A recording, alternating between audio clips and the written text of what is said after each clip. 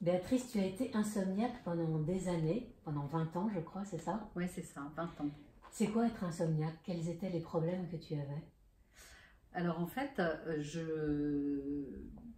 j'avais des difficultés d'endormissement déjà, et ensuite je pouvais me réveiller la nuit. Mais au final, je dormais 3 à 4 heures par nuit.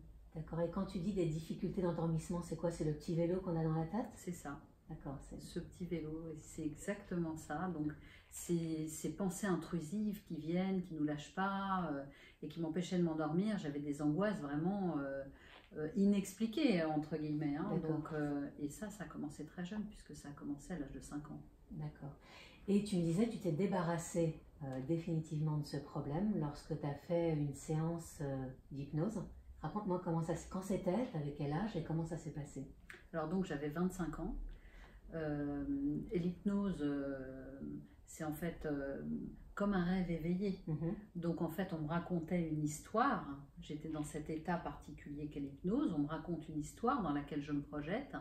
Et au cours de cette histoire, à un moment donné, j'ai ressenti une émotion très forte. Je me suis mise à pleurer sans comprendre, en fait, sur le moment, ce qui se passait.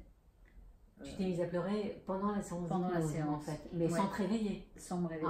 En restant sous hypnose. En restant sous hypnose. D'accord. Et sans comprendre ce qui se passait. D'accord. Mais au final, à partir de ce jour-là, je n'ai plus jamais eu d'insomnie de toute ma vie.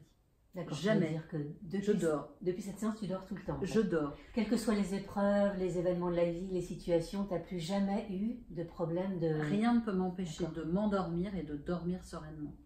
Alors en fait, bon, ça paraît assez extraordinaire, mais c'est un peu parfois les résultats de l'hypnose. Ce dont tu parles, ça ressemble beaucoup à ce que vivent les anciens fumeurs qui font une séance d'hypnose et puis qui arrêtent de fumer. C'est exactement ce qui s'est passé pour toi. Alors que ça fait 40 ou 50 ans qu'ils fument. D'accord. Et